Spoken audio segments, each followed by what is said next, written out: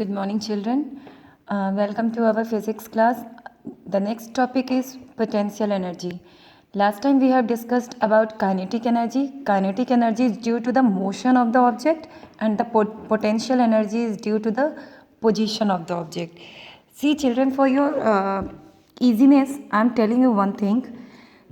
See the spelling of the potential. Potential. Potential. So starting alphabets are PO. And I have told you potential energy is the energy due to the position of the object. मतलब जो energy किसी भी object के position की वजह से होती है, तो PO से होता है पोटेंशियल, और ऐसे ही देखिए PO से स्टार्ट होता है पोजीशन.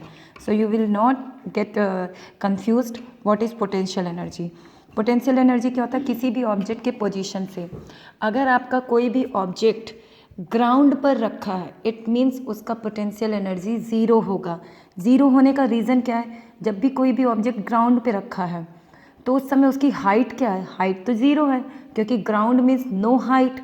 तो क्या होगा? पोटेंशियल एनर्जी हमेशा पोजीशन पे होती है, और पोजीशन आती है हमारी हाइट से. तो क्या हो जाएगा? वहाँ पर आपका ग्राउंड पे रखे हुए ऑब्जेक्ट की पोटेंशियल एनर्जी ज़ीरो हो जाएगी. जैसे जैसे हमारा हाइट बढ़ता चला जाता है बच्चों, सी दिस पेन, ये जो उसका निप पोर्शन है, मैं इंक्रीजिंग ऑर्डर बता रही हूँ. जैसे जैसे हम ऊपर की ओर जाते हैं वैसे वैसे हमारा क्या होता है? पोटेंशियल एनर्जी बढ़ती जाती है. क्यों? हम जैसे जैसे ग्राउंड से ऊपर की ओर बढ़ते हैं तो हमारा पोटेंशियल एनर्जी बढ़ता चला जाता है. कभी भी अगर कोई भी ऑब्जेक्ट, और ऐसा क्यों होता है? क्योंकि अभी क्या होगा, जब हम ऑब्जेक्ट को नीचे ग्राउंड से अप हाइट पर लेके जा रहे हैं, अप लेकर के जा रहे हैं, तो क्या होगा? कुछ एनर्जी ट्रांसफर होती है, मीन्स एक फॉर्म से दूसरे फॉर्म में चेंज होती है. जब एनर्जी चेंज होती है उस केस पे हमारी एनर्जी स्टोर होती है. It is in the form of potential energy. Potential energy आप लोगों को बच्चों देखिए बस इतना ही है, due to the position. Position भी ऐसा है, आप कह दो कि ग्राउंड पर भी तो ऑब्जेक्ट का कुछ ना कुछ पोजीशन है. The position means directly to the height, height से लिंक्ड है. Gravitational potential energy. The next thing is gravitational potential energy. अब क्या होता है? अगर हम किसी भी ऑब्जेक्ट को जब हम ऊपर की ओर लेके जाते हैं तो क्या होता है? ग्रेविटी तो ऊपर से नीचे की ओर एक्ट करती है, मीन्स नीचे की ओर खींचती है. अगर हम किसी भी ऑब्जेक्ट को नीचे से, देखिए यहाँ पे एक ऑब्जेक्ट है, इसको मैंने नीचे से ऊपर की ओर ले गई, तो क्या ग्रेविटी कैसे एक्ट करेगी? ग्रेविटी तो ऐसे एक्ट कर रही है, नीचे ले जा रही है. तो मैं तो ऑब्जेक्ट को ऊपर ले जा रही हूँ, यानी हम ग्रेविटी के अपोजिट डायरेक्शन में जा रहे हैं.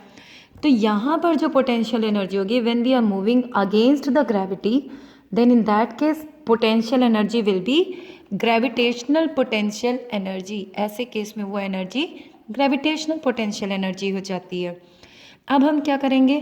ग्रेविटेशनल पोटेंशियल एनर्जी का हम मीन्स, आप चाहे ग्रेविटेशनल पोटेंशियल एनर्जी कहिए चाहे पोटेंशियल एनर्जी कहिए, उसका हम डेरिवेशन निकालेंगे. डेरिवेशन कैसे निकाला जाएगा? ये जो ऑब्जेक्ट है उसका मास हमने क्या कंसिडर किया? m. कितने हाइट पर रखा हुआ है? अब ये जब इसको हम नीचे से ऊपर ले गए तो इसकी हाइट हो गई h. इसको नीचे से ऊपर अपने आप तो कोई चीज़ जाएगी नहीं जब तक हमने उस पर फोर्स नहीं लगाया. तो जब फोर्स लगाया तो वो फोर्स क्या हो गई? F. तो अब एक ऑब्जेक्ट को नीचे से ऊपर तक ले जाने में फोर्स क्या लगा है? F. अब वो F फोर्स क्या होती है? फोर्स हमारा होता है मास इनटू ग्रेविटी. तो क्या हो गया? Force mass into gravity. Gravity क्यों हुआ? क्योंकि हम फोर्स पढ़ते चले आ रहे हैं. मास इनटू एक्सेलरेशन, और यहाँ पे जो एक्सेलरेशन है that is acceleration due to gravity, इसलिए यहाँ पे हो जाएगा मास इनटू ग्रेविटी. अब हम बात करेंगे W की. W is the work done. अब किसी भी ऑब्जेक्ट को नीचे से ऊपर तक ले जाने में कितना काम हमने किया? तो वो क्या हो जाएगा? Force into displacement. यानी एक ऑब्जेक्ट को नीचे से ऊपर तक ले जाने में कितना फोर्स लगा और हमने उसको कितनी दूरी तक ले गए, मतलब उसकी हाइट कहाँ तक पहुँच गई, वो होता है हमारा वर्क डन. कोई भी ऑब्जेक्ट को हमने जब फोर्स लगाया तो वो एक्चुअल में कितना डिस्प्लेस होती है, कितना अपना पोजीशन चेंज करती है, उसी हिसाब से तो हम वर्क डन बताते हैं. तो यहाँ पे वर्क डन क्या हो जाएगा? Force into displacement. फोर्स हमारा क्या था बच्चों? ये देखिए इस वाले इक्वेशन से mg, और हमारा डिस्प्लेसमेंट क्या है? h है. तो हमारा वर्क डन क्या हो गया? mgh. और मैंने आप लोगों को कई बार बताया है कि work done is equals to energy. तो यहाँ पर जो एनर्जी होगी वो क्या हो जाएगी? पोटेंशियल एनर्जी, क्योंकि यहाँ पे ऑब्जेक्ट ने हाइट गेन कर लिया है. So the derivation for this is the derivation for the potential energy, and the equation for the potential energy is mgh। एक बात ध्यान रखिएगा बच्चों, जैसे जैसे हम जो वर्क डन है किसी भी ग्रेविटी के थ्रू, वो डिपेंड करता है आपके वर्टिकल हाइट पे।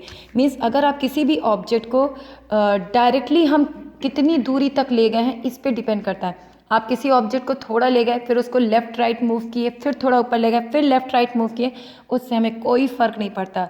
एक्चुअल में हमें मेन मतलब किस चीज़ से, उस ऑब्जेक्ट का एक्चुअल वो कितनी हाइट गेन किया है, उस हाइट पर ही उस ऑब्जेक्ट की पोटेंशियल एनर्जी ओवरऑल कंसिडर की जाती है।